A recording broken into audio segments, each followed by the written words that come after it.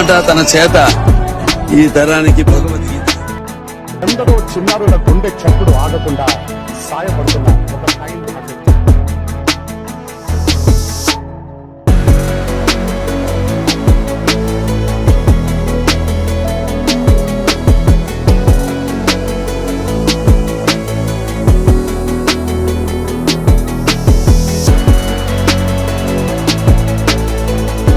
పాట తన చేత ఈ తరానికి భగవద్గీత. ఎందరో చిన్నారుల గుండె చప్పుడు ఆగకుండా సాయపడుతున్నారు.